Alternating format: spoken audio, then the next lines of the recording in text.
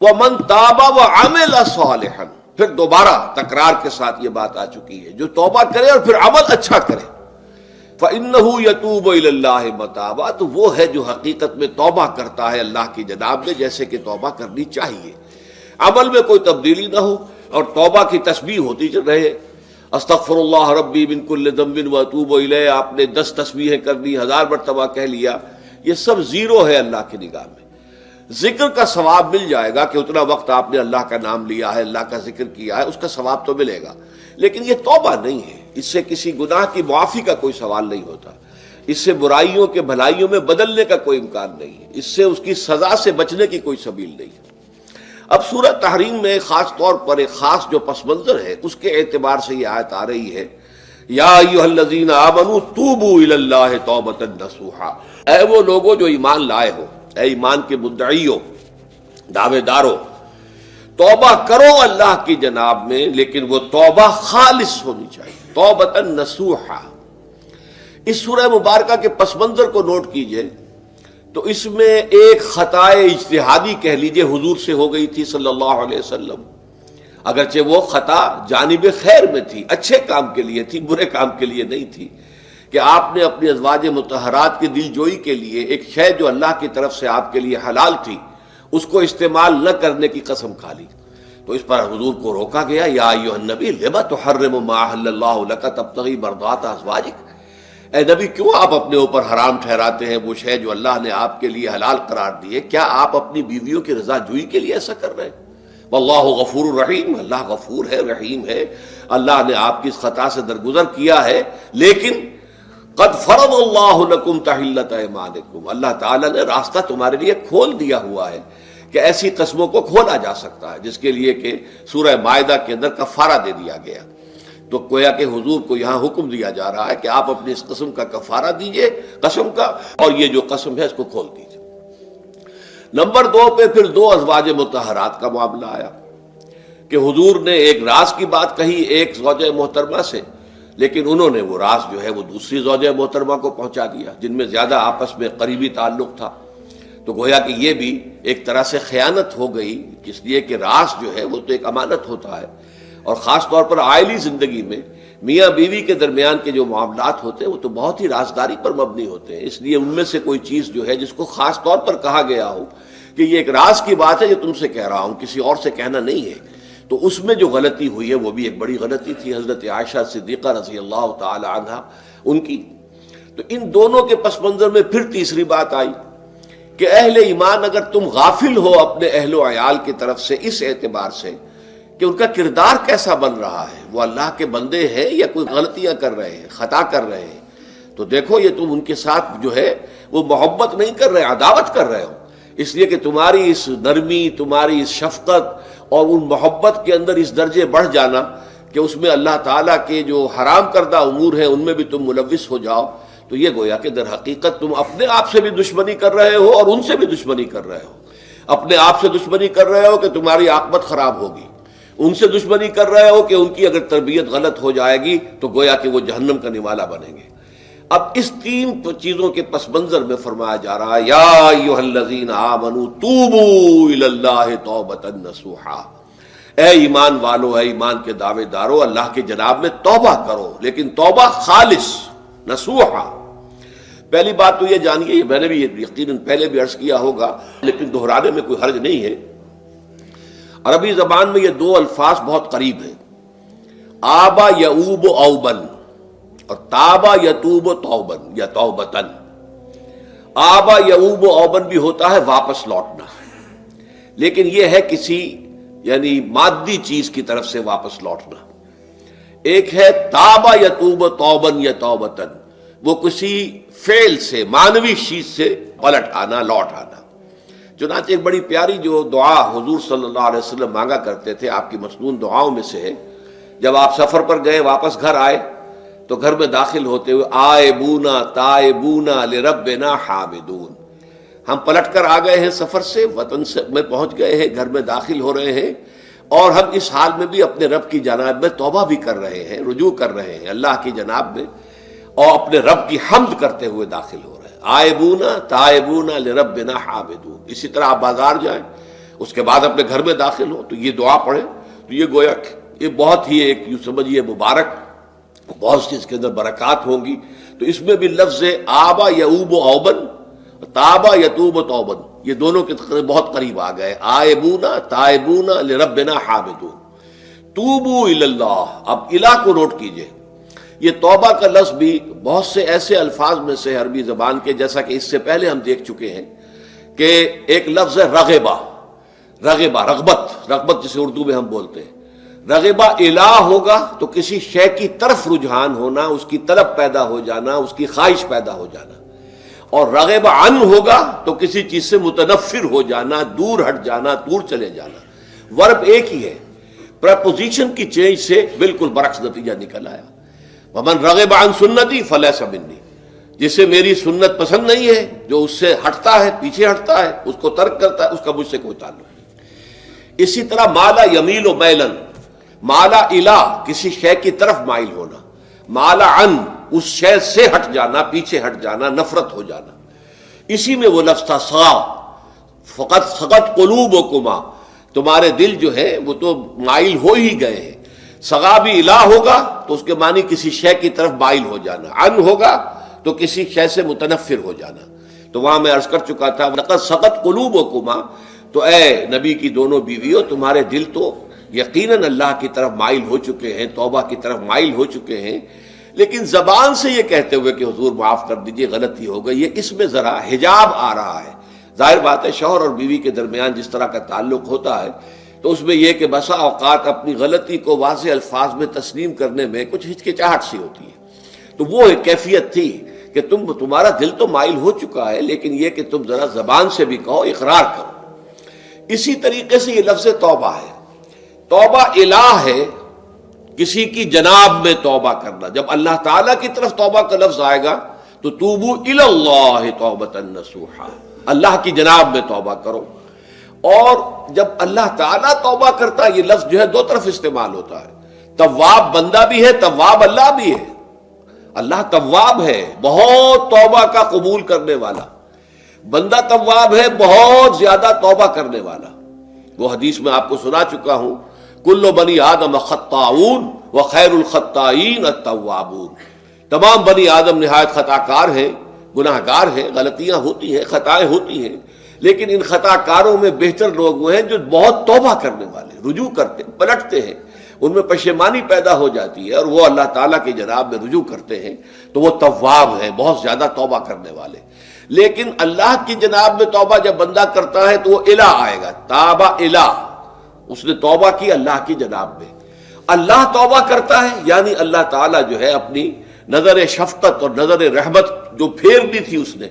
کہ ایک بندے نے گناہ کیا ہے، میرے حکم کی جو ہے خلاف ورزی کی ہے، معصیت کا ارتکاب کیا ہے، تو اللہ تعالیٰ اپنی رحمت اور شفقت کی نگاہ اس سے ہٹا لیتا ہے۔ لیکن جب بندہ توبہ کرتا ہے تو پھر اللہ تعالیٰ بھی رجوع فرماتا ہے اور اپنی شفقت اور رحمت اور مغفرت کے ساتھ بندے کی جانب متوجہ ہو جاتا ہے۔ لیکن وہاں تابہ اعلیٰ آئے گا، تم علینا اے پروردگار ہماری توبہ کو قبول فرما، وہ الہ کے ساتھ آئے گا۔ ہم جب توبہ کریں گے تو وہ الہ کے ساتھ آئے گا۔ تو یہاں فرمایا توبو الی اللہ، اللہ کی جناب میں توبہ کرو، پلٹو، رجوع کرو، اور توبۃ نصوحا، خالص توبہ۔ اس کی جو وضاحت تھوڑی سی میں ابھی کر چکا ہوں کہ خالص توبہ سے مراد کیا ہے۔ یہ نہیں کہ بس توبہ کی ورد ہو رہا ہے اور توبہ جو ہے وہ اس کے کلمات زبان سے ادا کیے جا رہے ہیں۔ بعض لوگ ہیں وہ جو آیت کریمہ ہے اس کا 1.25 لاکھ کا ہو رہا ہے، ورد ہو رہا ہے، کتنا ہو رہا ہے، اس کی تسبیح پڑھ رہے، اس سے کچھ نہیں ہوتا جب تک کہ دل کے اندر گناہ سے نفرت پیدا نہ ہو جائے، حقیقی پشیمانی نہ ہو کہ یہ مجھ سے بہت غلط حرکت سرزد ہوتی رہی ہے، پختہ ارادہ نہ ہو کہ آئندہ یہ کام نہیں کروں گا یا کروں گی، اور یہ کہ بالفعل بھی اس کام کو چھوڑ دیں۔ یہ 3 شرطیں کم سے کم ہیں ان چیزوں میں کہ جو حقوق اللہ میں سے، اللہ تعالیٰ کے حقوق، ان میں کوتاہی ہوئی ہے، ان میں غلطی ہوئی ہے، اس میں انسان نے کسی معصیت کا ارتکاب کیا ہے، تو 3 شرطیں۔ حقیقی پشیمانی نمبر 1، جس کے لیے میں نے اقبال کا شعر آپ کو سنایا تھا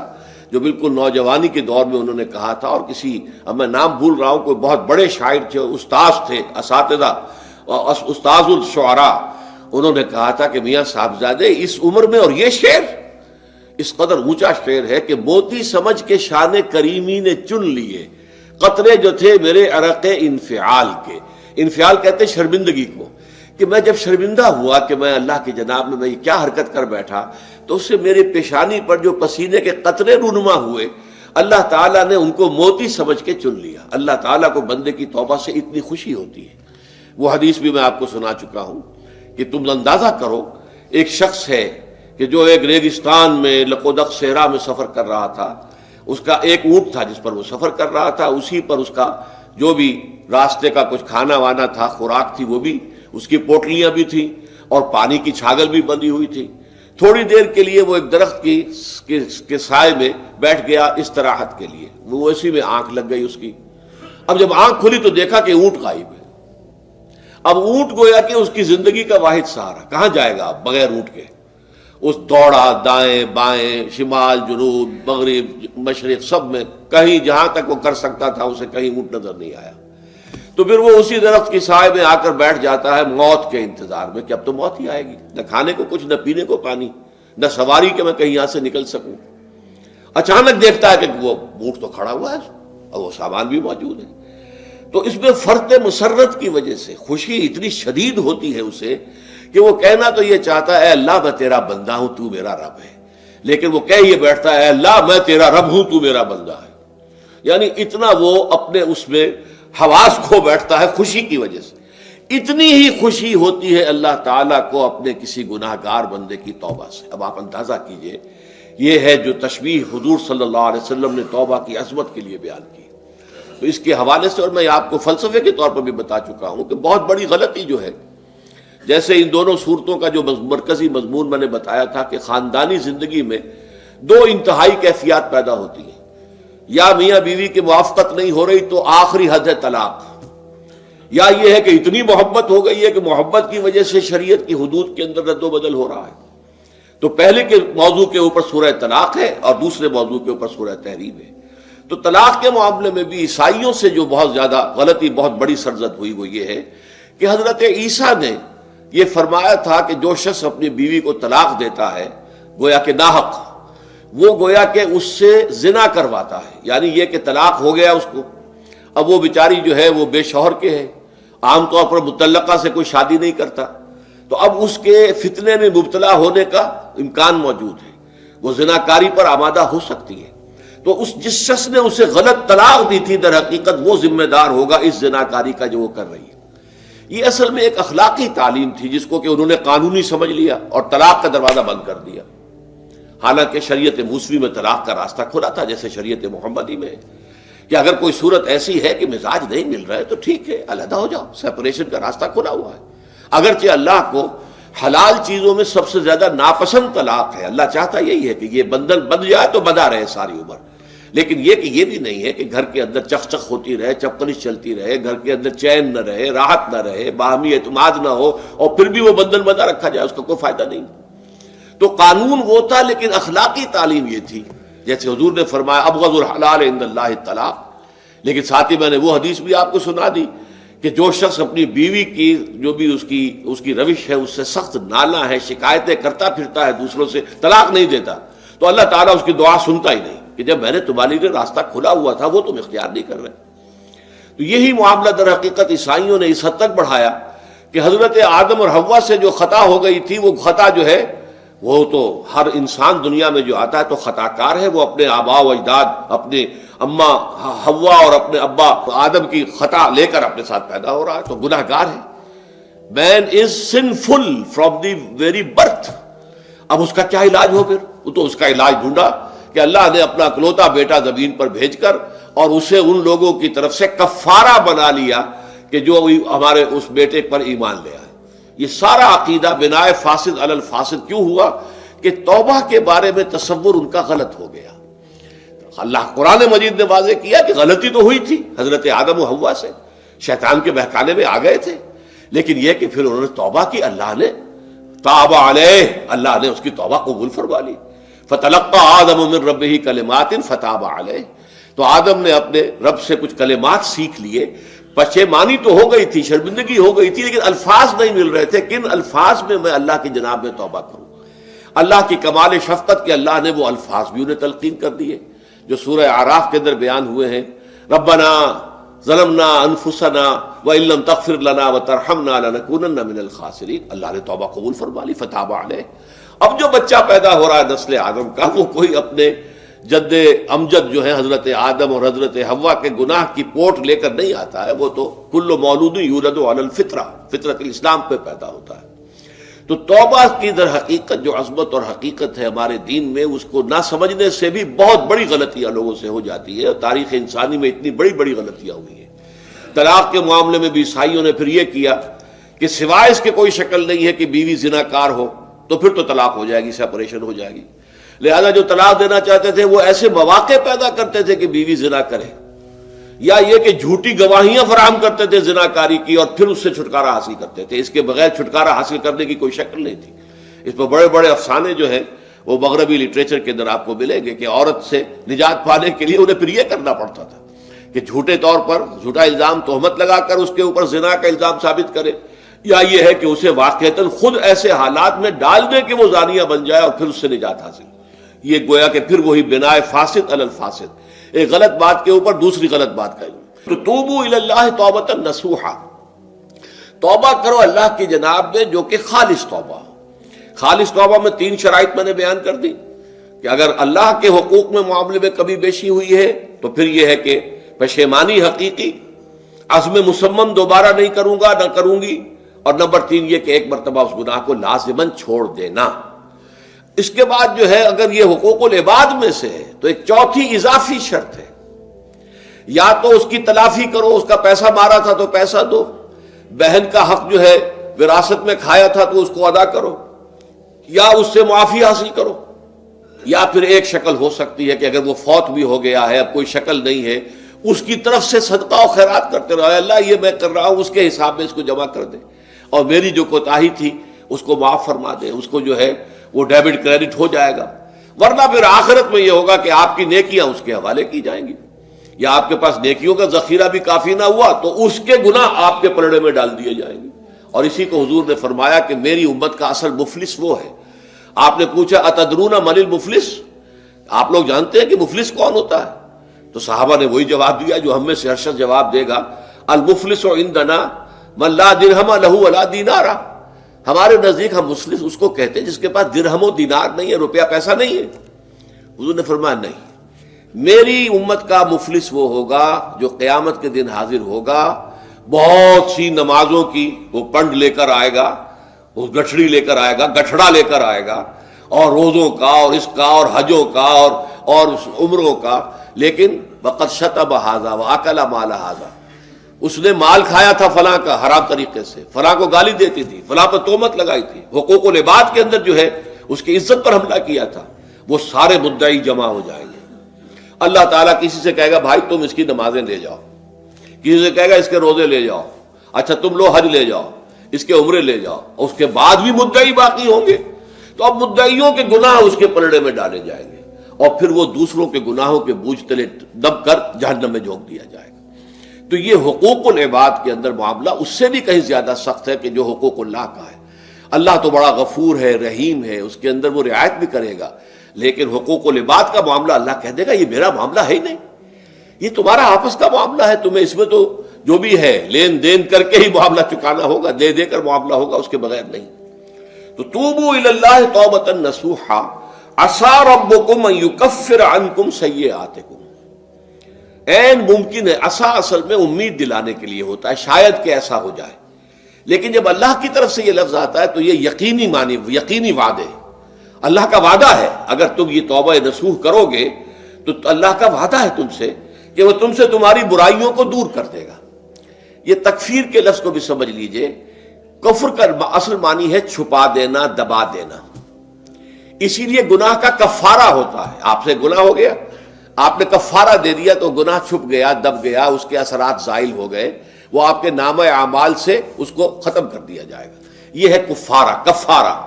کفار جمع ہے کافر کی، کافر جو ہے وہ حق کو چھپاتا ہے، اللہ کی دعوت جو دی جا رہی ہے اس کو دباتا ہے، تو اس معنی میں وہ کافر ہے، انکار کرتا ہے۔ لیکن یہ کہ ایک کفران نعمت ہے کسی نے آپ پر احسان کیا ہے اور آپ اس کا احسان نہیں مان رہے، آپ کے لیے دل میں اس کے لیے کوئی احسان بندی کے جذبات پیدا نہیں ہوئے، تشکر کا جذبہ پیدا نہیں، یہ کفران نعمت ہے۔ تو تکفیر اس کو بھی کہتے ہیں، تکفیر اسے بھی کہتے ہیں مسلمان امت میں سے کسی کو نکال دینا، اس لیے کہ وہ بنیادی عقائد میں علیحدہ ہو گیا ہے، تو یہ پرجنگ ہے، یہ بھی تکفیر ہے۔ تو تکفیر اعمال کیا ہے کہ برے اعمال کو دھو دے گا تمہارے نامہ اعمال سے، اور نمبر 2 تمہارے دامن کردار سے بھی دھو دے گا، جو غلطیاں تمہارے اوپر چلی آ رہی تھی، اتنے عرصے تک تم کرتے رہے ہو، تمہارا کردار جو ہے اس سے مقدر ہو گیا ہے، اس کے اندر جو ہے خرابی پیدا ہو گئی ہے، تو اللہ اس کو بھی دھو دے گا۔ تو دنیا میں بھی تکفیر کا اثر ہوگا کہ انسان کی اصلاح ہو جائے گی، اس کی سیرت و کردار جو ہے صحیح رخ پر آ جائیں گے، اور آخرت میں یہ ہے کہ اس کا جو اعمال نامے میں جو گناہ درج تھا وہ وہاں سے صاف کر دیا جائے گا، محو کر دیا جائے گا۔ یہ تکفیر 2 گنا ہے، اور اس میں جو ہم سورہ الفرقان میں پڑھ کر آئے ہیں وہ اس سے بھی اگلی بات ہے، اولئک یبدل اللہ سیئاتہم حسنات، جہاں گناہ کا اندراج تھا وہاں اب نیکی کا اندراج ہو جائے گا، تمہاری سیرت و کردار میں جو گناہ کا پہلو تھا وہ اب نیکی کے پہلو میں بدل جائے گا۔ یہ تکفیر گویا کہ دنیا میں بھی اور آخرت میں بھی۔ عسیٰ ربکم، امید ہے اور اللہ کا وعدہ ہے کہ وہ تم سے تمہاری برائیوں کو دور کر دے گا۔ مطلب یہ کون انسان ہے جو برائی سے بالکل پاک ہے؟ کل بنی آدم خطاؤن و خیر الخطائین التوابون۔ توبہ کرو، توبہ نصوح کرو، اللہ تعالیٰ دھو دے گا، تمہارے دامن کردار سے بھی داغ اور دھبے صاف کر دے گا، اور تمہارے اعمال نامے سے بھی۔ وَيُدْخِلَكُمْ جَنَّاتٍ تَجْرِي مِن تَحْتِهَا الْأَنْهَارُ، اور تمہیں داخل کرے گا ان باغات میں جن کے نیچے یا جن کے دامن میں ندیاں بہتی ہوں گی۔ یوم لا یخزی اللہ النبی والذین آمنوا معہ، وہ دن کہ جس دن اللہ رسوا نہیں کرے گا نہ نبی کو اور نہ ان کو جو ان کے ساتھ ایمان لائے۔ ان کے ساتھ ایمان لانے، ظاہر بات ہے انبیاء کے رسوا ہونے کا تو کوئی سوال ہی نہیں، یہاں اس کا ذکر جو ہے وہ تو صرف بطور تذکرہ کر دیا گیا، ورنہ اصل کیا ہے، جو نبی کے ساتھ ایمان لائے۔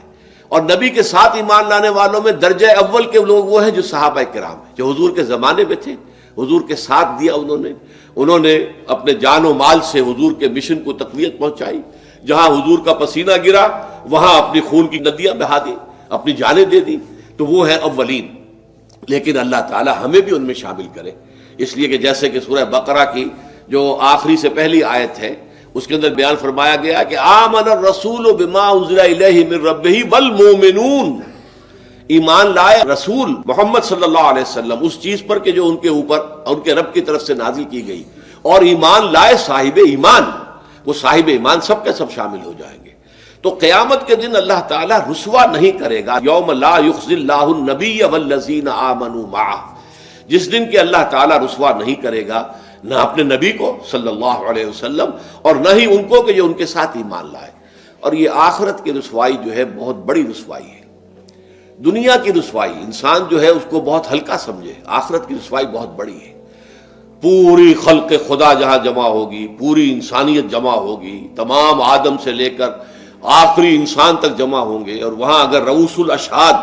ہمارا پردہ چاک کیا جائے، ہمارے گناہوں کو جو ہے اعلان کیا جائے، تو وہ کتنی بڑی رسوائی ہوگی۔ اسی لیے یہ دعا مانگتے رہنا چاہیے، اللہم ربنا اجرنا من خزی الدنیا والآخرہ،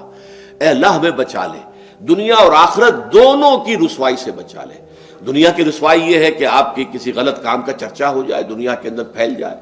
آپ کی جو ہے عزت جو ہے وہ داغدار ہو جائے، اس سے بھی اے اللہ بچا لے، پردہ ڈال دے۔ جیسے کہ حضور نے لفظ استعمال کیا، اللہ یتغمدنی ربی برحمتہ، اللہ یہ کہ میرا پروردگار مجھے اپنی رحمت کی چادر تلے ڈھانپ لے۔ اللہ تعالیٰ دنیا میں بھی ہمیں ڈھانپے رکھے اور آخرت میں بھی ڈھانپ لے۔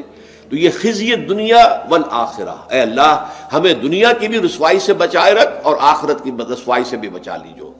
بارک اللہ لی ولکم فی القرآن العظیم ونفعنی وإیاکم بالآیات والذکر الحکیم۔